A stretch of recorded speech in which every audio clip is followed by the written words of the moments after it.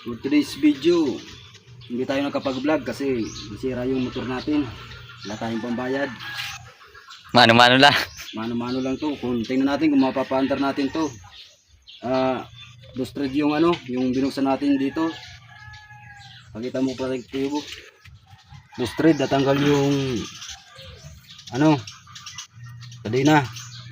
Tapos lustrad to, nakita natin to sa labas kaya papalitan to. Experiment kasi nanood tayo sa YouTube.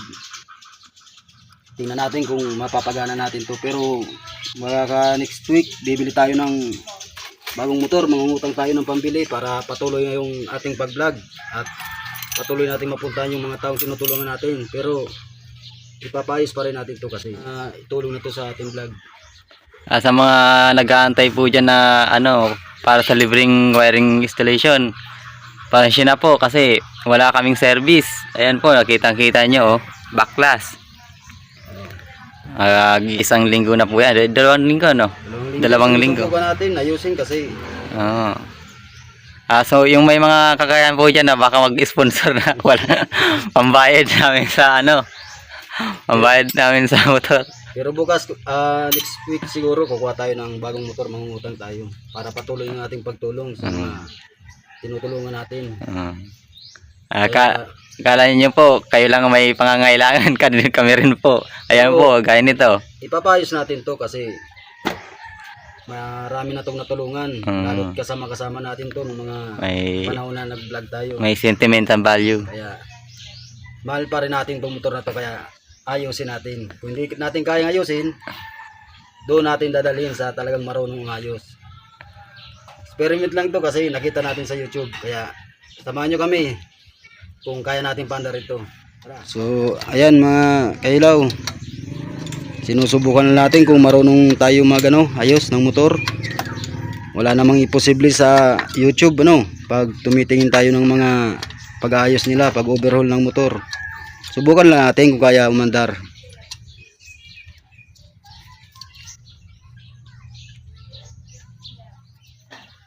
Ito po mga kailaw, so electrical tayo pero try natin kung kaya natin ayusin tong motor natin. Kasi marami na rin tong naitulong nung mga vlog natin. Papayos pa rin natin to pag hindi natin kaya. Malay natin, mandar pa. Pero next week pupunta kami ni Paring Q-Book sa Source City. Bibili kami ng bagong motor para patuloy yung pagtulong natin sa mga tinutulungan nating kababayan. Hindi lang dito, kukunin natin yung motor, yung rehistrado para makapunta na tayo sa malayo.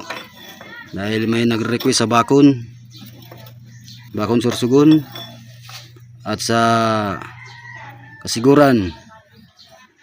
Doon din sa Matnog Sorsogon. Para yung ano ba to? 12. Sige, tanggalin mo yan. Nakakawit pa dito. So yan, tapos tayo. Pinasok na yung kadena. Tingnan natin kung masisira ba o maayos. Lahat to kasi na gumagawa mga ni Karaot. Alat chamba lang kung umayos ng makina. Kaya hindi tayo nakakapag-vlog kasi sira yung ating motor. Naglalagay na po ng oil. Sa bandang part na to mga kailaw, medyo kabado na po kami. Hindi natin malalaman kung under ba to, hindi. Bagong bago oil mo pare. Original yan. Malinaw pa. Kabado na. Gawa ni Pitik Dinans. Kabado na.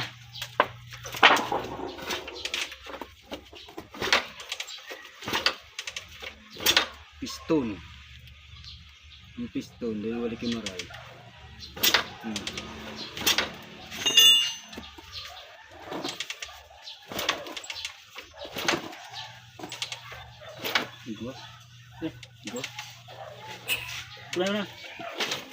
Medyo may improvement na sa kick. Piston. Piston. Wala, mali siguro yung pagkabit ng dalawa kanina, kaya inulit ko. Binalik yung kadena, kaya subukan natin.